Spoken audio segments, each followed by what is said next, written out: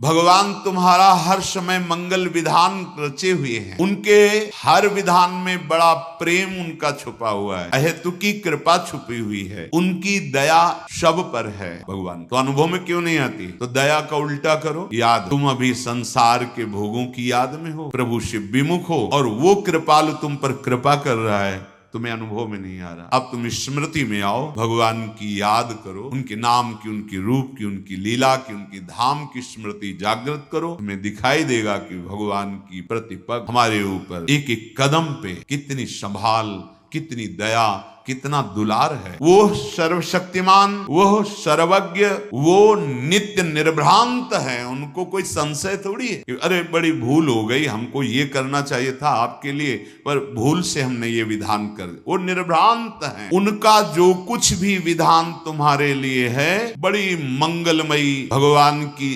रचना से आया है विधान तुम्हारा मंगल करने। तुम्हारी इच्छा के विपरीत हो सकता है, क्योंकि तुम ना तो सर्वज्ञ हो और ना दूर दृष्टि वाले हो। तुम माया दृष्टि से, शरीर भाव से ऐसी इच्छा करते हो कि ये हो जाए तो हमारा मंगल हो जाएगा, पर भगवान सर्वज्ञ हैं, दूर दृष्टि, परिणाम दृष्टि को जानते हैं। आप भगवान को अपना माना है और आप उनसे मांग की है, वो देख रहे हैं कि ये मांग इसको हमसे विमुख कर देगी, वो नहीं देंगे। वो विपरीत परिस्थिति पैदा। जब आपका कपड़ा गंदा हो जाता है तो आप उसे साफ कर, ऐसा तो नहीं कि पानी में डाला निकाल दिया हो गया, नहीं, उसको रगड़ते हैं जहां दाग लगता है, उसमें पदार्थ डालते हैं जिससे दाग छूटे। तो अंतःकरण जब ताप से युक्त होता है तो पाप नष्ट होते हैं। जब आप भजन करोगे गंदे आचरणों को छोड़ के, तो पहले ताप प्रकट होगा जो अंदर के पापों को अनर्थ निवृत्ति करता है। उस समय सत्संग की आवश्यकता है। धैर्यवान रहो और नाम जब बढ़ाते रहो, बिल्कुल दुख सुख की परवाह न करो, जीत जाओ। पर वो अज्ञानी जीव समझता है कि 4 दिन हम ऐसा कर ले, वैसे वो 4 दिन भी व्यर्थ नहीं जाएंगे, तुम्हारे जीवन का बहुत बड़ा मंगल विधान करेंगे, पर वर्तमान में तुम्हें अनुभव में नहीं आएगा। जैसे बहुत दिनों का भूखा 4 कवल खवाकर छोड़ दो, यद्यपि उसके प्राण पोषण का काम करेंगे, पर उसकी भूख नहीं मिटेगी। कल्याण के स्वरूप भगवान जानते हैं कि तुम्हारे लिए विधान क्या है। सच्ची मान, वो जो भी कर रहे हैं बहुत कृपा करके, हमारे जो दंड मिलना चाहिए बहुत कम करके भुगता के हमें निर्मल कर रहे हैं। हम आरोप न करें। एक भी कोई ऐसी चेष्टा नहीं जिसका तुम्हें फल न मिले, एक भी चेष्टा। और तुमने कितनी कुछ चेष्टाएं की है, और तुम्हें वृंदावन आने को मिला, तुम्हें सत्संग सुनने को मिला, तुम्हें राधा नाम जपने की प्रेरणा मिली। ये तुम्हारे कर्म का फल नहीं है, श्री जी की कृपा। श्री राधिका कृपा बिनु सबके मनन अगम, ये सत्य है। एक बार तुमने राधा सुना, बोला भी नहीं, ये सुनना ही तुम्हारे लिए महामंगल की नींव पड़ गई। जब परिणाम आएगा तब देख ले। अभी आप वर्तमान में आनंदित हो जाए, इसके लिए निरंतर राधा राधा राधा, और पूर्व जो रच चुका है हमारे लिए शरीर के साथ सुख दुख विधान, उसको सह जाओ। बहुत कम में आएगा और सहने की सामर्थ्य भी मिलेगी, और आगे परमानंद है। अभी आप पापाचरण कर रहे हैं, बड़ा सुख अनुकूलता चल रही, भूलो मत, भूलो मत। तुम्हारे पुण्य नष्ट किए जा रहे हैं, तुम्हें महान दुख प्रदान करने के लिए। पाप कर्म करते हुए सुखी और फूल रहे हो, वो पुण्य नष्ट हो रहे हैं। आप नया तैयार हो रहा है, पुराना तो स्टॉक है ही। जब दोनों का संयोग होगा तब तुम्हें पता चले। वर्तमान की परिस्थिति को भजन से मत नापो। तुमसे भूल हो सकती है, भगवान से नहीं, वो सर्वज्ञ है। तुम अपना मंगल जो सोच रहे हो अमंगल हो सकता है, भगवान जो तुम्हारा मंगल सोच रहे हैं उससे नहीं। विश्वास करो, भगवान कभी, पूज्य राधा बाबा के शब्दों में, भगवान की ताकत ही नहीं कि वो अमंगल कर सके। जैसे सूर्य की ताकत ही नहीं कि अंधेरा कर सके। भाई सूर्य भगवान विराजमान, दिखाओ अंधेरा, तो कहेंगे हम जाएंगे तभी अंधेरा होगा, हमारे सामने तो अंधेरा हो नहीं सकता। तो भगवत विमुख का अमंगल हो सकता है, भगवत सन्मुख हो तो भगवान की भी ताकत नहीं कि अमंगल कर दें। नहीं बोले भगवान मार सकते हैं, तो जिनको भगवान ने ऐसी लीला की उनको वो पद मिला जो मुनि जनों को मिलता है। बड़े बड़े साधन परायण तपस्वी मुनि जिस पद की आकांक्षा करते हैं, भगवान ने जिनके साथ ये उद्धार लीला की, वो मुनिजन वांछित परम पद को प्राप्त हुए, भला अमंगल कर पाए? भगवान अमंगल नहीं। अगर भगवान को कहा जाए कि तुम्हारी ताकत हो तो हमें हमारा मंगल करके दिखाओ, तो भगवान हार जाएंगे। भगवान मंगल भवन है, वो अमंगल कर ही नहीं सकते।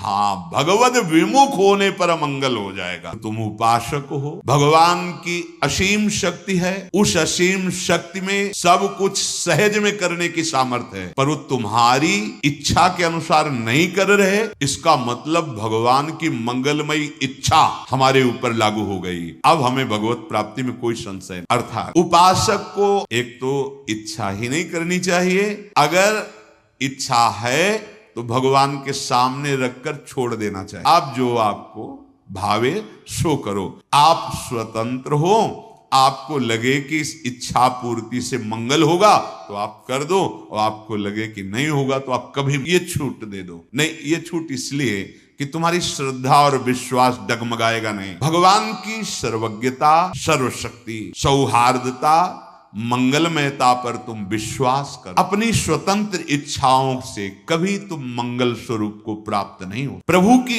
अहेतुकी कृपा, प्रीति, सौहार्द, सर्वज्ञता आदि पर विश्वास करके तुम जब अपनी इच्छा को प्रभु के चरणों में समर्पित कर देते हो और वो इच्छा जब पूर्ति नहीं होती और आप विचलित होते हो, तो भगवान कृपा करके सत्संग दिलवा। पक्का मानना, सत्संग मिला, भगवान ने हमको चयन कर लिया अपने पास बुलाने के लिए। पूरी सृष्टि में हम पर कृपा हो गई, इतने अनंत जीवों में से मुझे निकाल लिया। कितना प्यार करते हैं। मुझे सतमार्ग मिल गया, संत संग मिला, मनो सब कुछ प्राप्त। पर फिर सावधान, संत संग ऐसे संतों का संग जो हमें भगवत कृपा से मिलता है, वो सत्संग जो सत्संग मात्र से भगवत प्राप्ति। बड़े भाग पाए सत्संगा, बिना ही प्रयास होई भवभंगा। बिना प्रयास ही हमारे संसार बंधन का नाश करने वाला सत्संग। तो कल बताया गया था वो कैसे होते हैं साधुजन। पहला था तितिक्षवा, तितिक्षवा सहनशील, कारुणिका दयालवः अर्थात दयालु, सर्वदेही नाम अर्थात सकल प्राणी नाम सुहृदा हितकांक्षिणा। समस्त देहधारियों का कैसे मंगल हो, ये कैसे सुख को प्राप्त हो, यही उनके हृदय में चलता रहता है। अजात शत्रुवः, संपूर्ण सृष्टि में एक भी शत्रु जिसका नहीं है। ना जातो शत्रुवो येषां ते तथा अजात शत्रुवः, पैदा ही नहीं हुआ जिनका शत्रु, अर्थात किसी से द्वेष नहीं। अद्वेष्टा सर्वभूतानाम मैत्रः करुणैव, सबसे मित्रता का भाव, सबसे करुणा का भाव, किसी पर दोष दर्शन नहीं, किसी से द्वेष नहीं। अजात शत्रवा, साधवा साधुभूषण, ये परम सुशीतल, शीलवान, साधुता के लक्षणों को धारण करने वाले, मानो साधुता ही उनका आभूषण है, ऐसे संत। मई अनन्य भावेन भक्तिम कुर्वन्ति ये दृढ़ाम। मई अनन्य अर्थात एकाग्रेण निष्कामेन मनसा, शरीर से, मन से, वाणी से, एकमात्र अपने आराध्य देव का एक भरोसो, एक बल, एक आस, सब हमारे भगवान के स्वरूप है। और हम जिनकी उपासना, जिस नाम की, जिस रूप की, उसमें अनन्य भाव। मई अनन्य भावेन, एक अनन्य भक्ति का स्वरूप है। ये अगर नहीं होगा तो आगे वाला अनन्य भाव नहीं आएगा। पहला स्वरूप है सो अनन्य गति जाके असमति न टरे हनुमंत, मैं सेवक सचराचर रूप स्वामी भगवान। ये बहुत जरूरी। साहब मेरे 25 मेरे छुपा छुपी का खेल खेल रहे, बाहर ही नहीं अंदर ही छुपे, ढूंढ रहे हो बाहर, छुपे अंदर, अंदर अपने देखो और सबके देखो, पर्दा हट जाए। इसके बाद की जो अनन्यता आती, दूरे सृष्टि आदि वार्ता, इस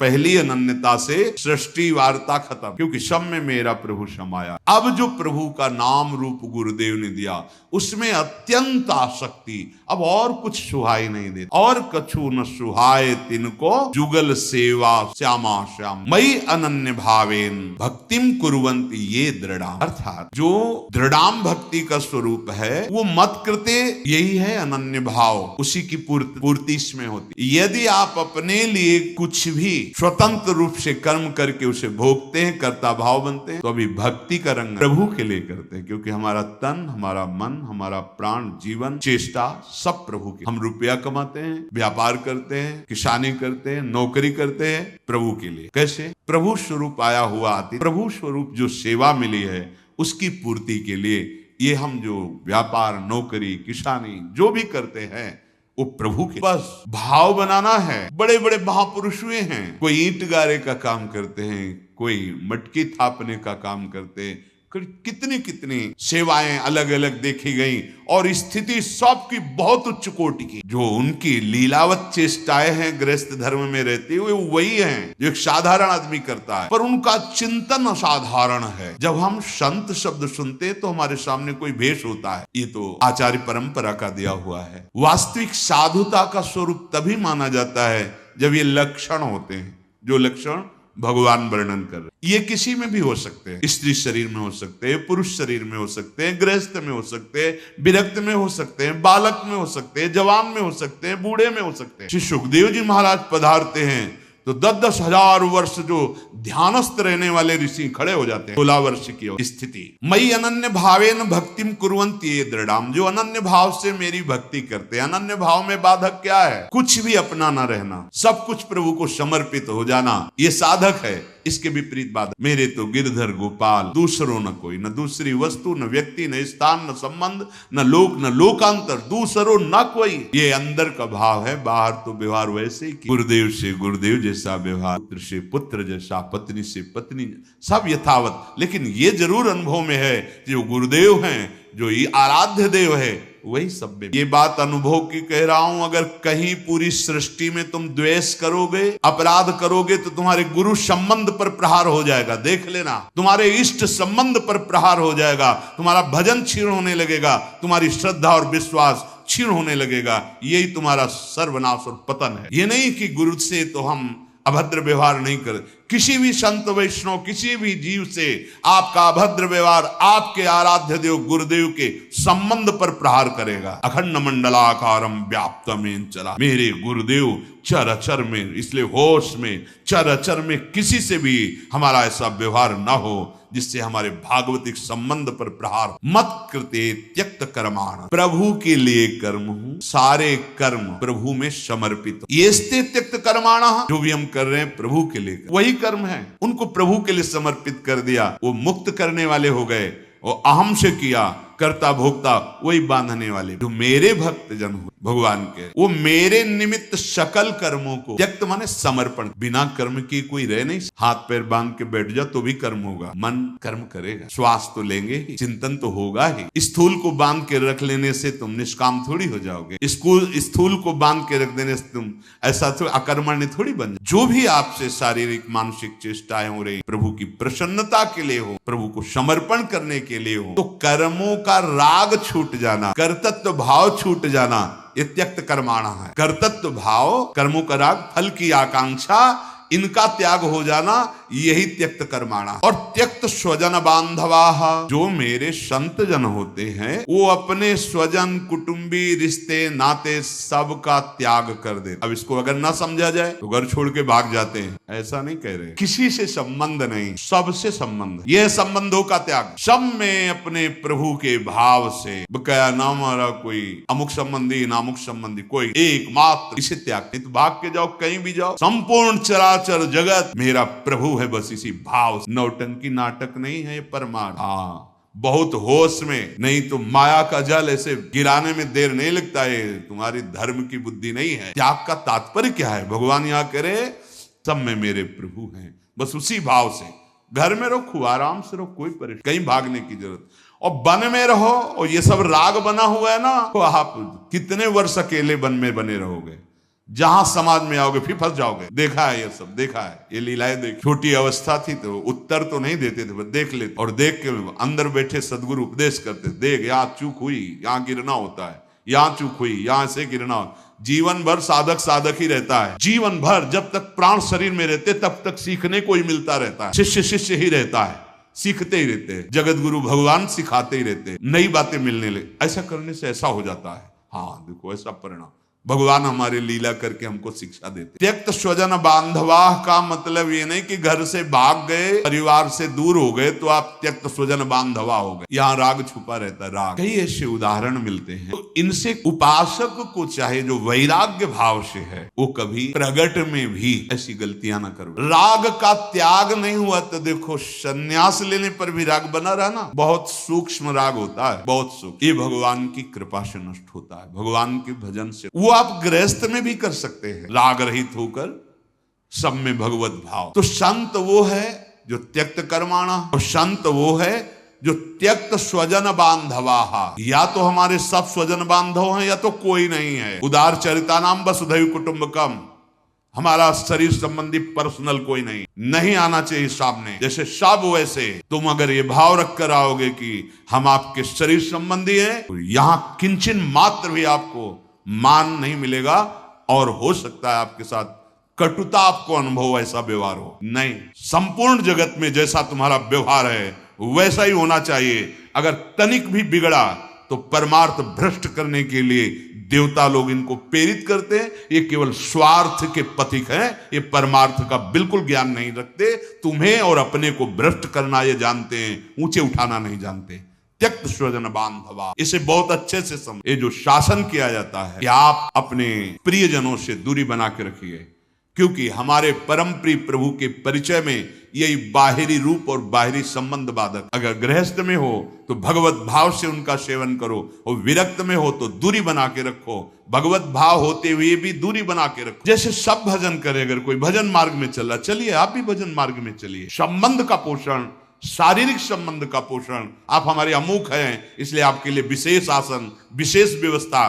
तो गए आप विशेष से, जहां आप विशेष चढ़ना चाहते थे वहीं गए, बहुत देखा। इसलिए उपासक को त्यक्त स्वजन बांधवा। भगवान श्री राम जी महाराज कहते हैं, जननी जनक बंद सुत दारा, तन धन धाम सुहृद परिवारा, सबकी ममता ताग बटोरी, मम पद मन बांध। यदि आप उधर से उदासीन हो जाएंगे तो भगवान उधर संभाल लेंगे। प्रणत कुटुंब पाल रघुराई, जो शरणागत अनन्य भाव से भगवान में समर्पित हो जाता है, भगवान उसके परिवार की बागडोर अपने हाथ में ले ले। प्रणत कुटुंब पाल रघुराई, शरणागत के परिवार का भी पालन भगवान स्वयं ले लेते हैं अपने हाथ में। वैसे तो विश्वम्बर विश्व का पालन कर। मोह से आविष्ट चित्त होकर के किसी भी तरह का जो विरक्त का व्यवहार अपने स्वजन बांधवों से होता है, वो परमार्थ का नाश करने वाला। भगवत भाव से जैसे सबसे वैसे ही, इतना भी विशेषता नहीं होनी चाहिए। वैसे ही व्यवहार, विशेषता भगवत संबंध की होती है, शरीर संबंध की नहीं। माया का जाल है, सावधान हो। भगवान का आदेश है त्यक्त स्वजन बांधवा। हरिवंश महाप्रभु का आदेश है दूरादपास स्वजनान। ये जो स्वजन का वेश रखकर हमारी चित्त वृत्ति का अपहरण करने और हमारे धर्म जो वैराग्य मार्ग है उसको जो भ्रष्ट करने की चेष्टा की जाती है, इससे उपासक सावधान। सब ये सब भगवत स्वरूप जगत हमारा परिवार है, क्योंकि हम प्रभु के तो सब प्रभु के जन हैं। ये भाव, हमारा परिवार इतना बड़ा नहीं है, अनंत ब्रह्मांड हमारा परिवार, क्योंकि हमारे पिता, हमारे स्वामी, हमारे मालिक भगवान हैं। वही विस्तार रूप से प्राप्त। अगर कहीं भी तनिक भी राग रख करके तो फिर बंधन देखा है। मदाश्रया कथा मृष्टा श्रृणवंती कथयंत, उनको केवल मेरा मदाश्रया, गुरु मंत्र गुरु उपदेश तुम्हारी संपत्ति है।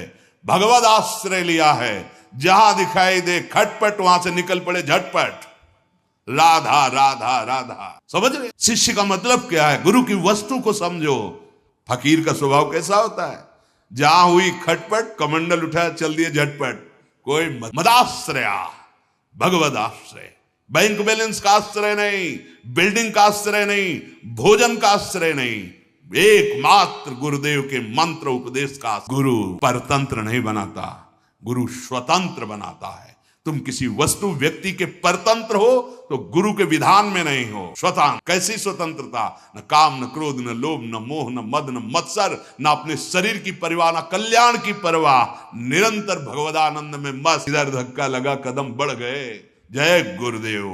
पूरा विश्व हमारा गुरुदेव का स्वरूप। ये लड़ाई झगड़ा, ये मकान, रुपया, पैसा का बंटवारा, ये मेरे, ये सब संसारिकता है। नहीं, केवल जीवन यापन के लिए, भगवत प्राप्ति के लिए श्री जी ने सुविधाएं की। ना हमारा अधिकार ना आपका अधिकार है। जगत की वस्तु जगत में ही रह जाएगी। अपना काम बना लो। हमारे अधिकार में श्यामा श्याम आ जाएं, हमारे अधिकार में उनका नाम आ जाए।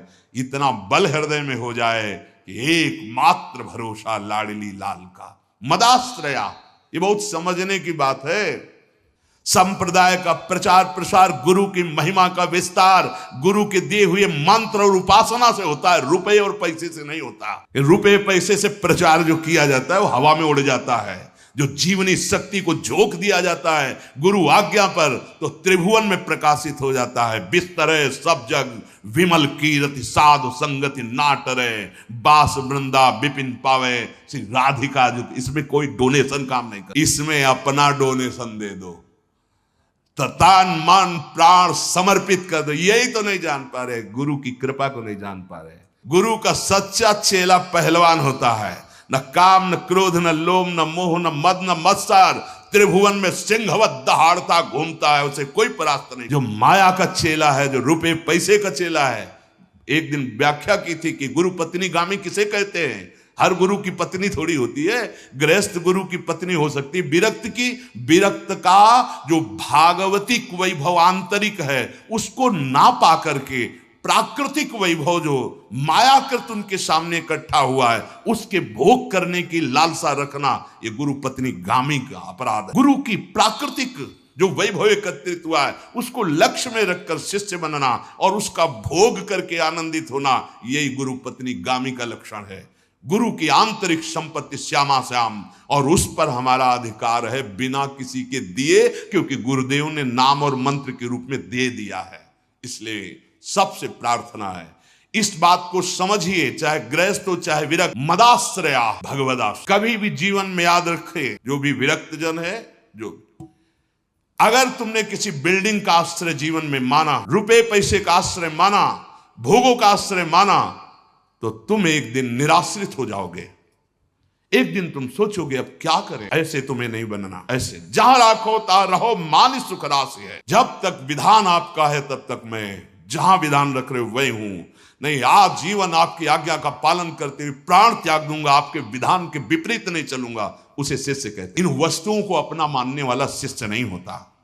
नहीं, ये धाम, ये संपूर्ण भूमंडल भगवान का है, तुम्हें रहने के लिए मिला है, अपना काम बना लो। नहीं हमारा है न तुम्हारा है, न था किसी का न रहेगा किसी का, ये यहीं रहेगा। तुम अपना काम, तुम्हें जो सुविधा मिली है उससे अपने प्राणों का पोषण करते हुए अपने मन और बुद्धि और चित्त को भगवान में अर्पित कर दो, काम बन गया। इसे गुरु प्रसाद मत समझ लेना। नहीं, ये केवल जीवन यापन के लिए है। गुरु प्रसाद होते हैं प्रिया प्रीतम मिल गए, उनका नाम मिल गया। और आश्रित मत होना, कर मदाश्रय, आप मात्र प्रियालाल के आश्रित रहना। आप देखना चमत्कार, वस्तु का आश्रय नहीं, व्यक्ति का आश्रय नहीं, बैंक बैलेंस का आश्रय नहीं, राधा नाम का आश्रय, राधा चरण का आश्रय। मम भक्ति युक्तो भवनम पुनात। क्या समझते हो तुम? ये कोई वैभव है? इसे कोई वैभव कहते हैं? अरे जहां एक पत्ते की कांति के बराबर बैकुंठ नहीं, उसे वैभव कहते। वृंदावन दुति पत्र की उपमा को कचुनाई, कोटि कोटि बैकुंठ हो तेईसम कहे न जाए। लता लता सब कल्प तरु पारिजात, ये गुरु का वैभव है। धाम नाम प्यारी जू प्यारे जू, ये वैभव कोई छीन ले, इसके लिए तो हम तैयार है। भाई बोले ये वैभव कोई छीन न ले, हम छीनने के लिए तैयार, कि आप छीन लो। महिमा तेरी कहा कहूं श्री हरिवंश दयाल, तेरे द्वारे बटत है सहज लाडली लाल। ये तो हम छीनवाना चाहते हैं कि आप राधा नाम छीन लो, आप प्रियालाल की सेवा छीन लो, आप प्रियालाल पर अपने प्राण बना लो उनको। तो ये तो अपने प्राणों की एक एक श्वास श्यामाजू में दो, यही गुरु आज्ञा है। श्यामाजू को प्राण धन मानो, श्यामाजू को अपना जीवन धन मानो। ये प्रपंच में कभी मत फंसना, मेरा तेरा किसी को कुछ नहीं। राधा राधा राधा, और जहां रखें जैसे रखें जैसे जिलावें, मदाश्रया। जहां बैठोगे वहीं हर वैभव तुम्हारे चरण चूमेगा। राधा किंकरीणाम लुठत चरणयु रद्भुता सिद्ध कोटि। सिंह का बच्चा सियार नहीं होता है, ध्यान रख। सिंहवत जीवन व्यतीत होता है बैरागियों का। अंग अंग कट जाए गल जाए, पर उनको विषय दैन्यता नहीं आती। हाँ, वो जो सबसे बड़ा महान है वो भी देखता है, पहले देखता है। अगर तुम्हारा काम इनके हाथ जोड़ने से बन जाता तो काय को आएगा? नहीं, बने तो रघुवर ते बने, बिगड़े तो भरपूर। अंदर की बात समझ लो, हमारी वाणी ही तुम्हारा संपत्ति है। हमारा मंत्र, हमारी उपासना ही तुम्हारा वैभव है। और अगर ऐसा चल रहे हो तो हमारी कृपा ही तुम्हारा कवच है, कहीं भिन्न नहीं कर। ये हमारी सब, हम आचार्य चरण के गुरुदेव के बोल रहे हैं। संप्रदायकार अपने इष्ट का, अपने गुरु का जो प्रकाश है वो यहां से होता है। अच्छा, तन्मयता पूर्वक उनमें लगे रहो। एक भगवत प्राप्त हो गया तो रण विजय प्राप्त हो गई। ये युद्ध का जो विजय श्री है, एक भगवत प्राप्त हो जाए, इस मार्ग में चलो। जो मार्ग है वो भगवत प्राप्ति के लिए है। मदाश्रया, इस शब्द को याद कर लो। कोई आश्रय न बनने पावे तुम्हारे हृदय में प्रभु के सिवा। जहां रख रहे हैं, जैसे रख रहे हैं, अधीनता ना आने पावे कि अगर कल हम हटा दिए जाएंगे तो हमारा जीवन क्या होगा। तो हट जाना चाहिए तुम्हें। पहले जीवन को परिपक्व करके देखो कि भूखे रह करके, आकाश के नीचे रह करके हमारी स्थिति श्री जी में रहेगी कि नहीं रहेगी। अगर है तो फिर रुक जाओ आकर के, कोई परेशानी नहीं। और अगर नहीं लग रहा है तो इसे कसो। पहले साधु को अपने को कस के देख लेना चाहिए। किसी भी परिस्थिति में मेरा भगवत विस्मरण तो नहीं हो जाएगा, चेक कर लेना चाहिए अपने को। अगर हाँ ठीक, तो फिर अब महलों में रखो चाहे झोपड़ी में बात। ऐसे नहीं कि विषयों का सेवन करके तुम्हें डर लग रहा है कि ये विषय छूट जाएगा तो मैं कैसे जीऊंगा। तो अभी लड़ाई अधूरी और कच्ची है, फिर बाद में इसी में लड़ाई झगड़े में फंस जाता है चित्त। संपूर्ण वृंदावन तुम्हारा है, संपूर्ण वैभव श्री जी का तुम्हारा है, क्योंकि संपूर्णतया तुमने श्री जी का। सावधान चिंतन करो और मन को प्रियालाल में लगा करके बेपरवाह हो जाओ अपने जीवन से भी। ये जीवन जीवन नाथ को समर्पित है। जैसे अर्जुन बैठे हैं रथ में बेपरवाह, क्योंकि सकल लोक चूड़ामणि श्री कृष्ण ने बागडोर संभाल ली, ऐसे तुम्हारी बागडोर आचार्य चरण ने संभाल ली।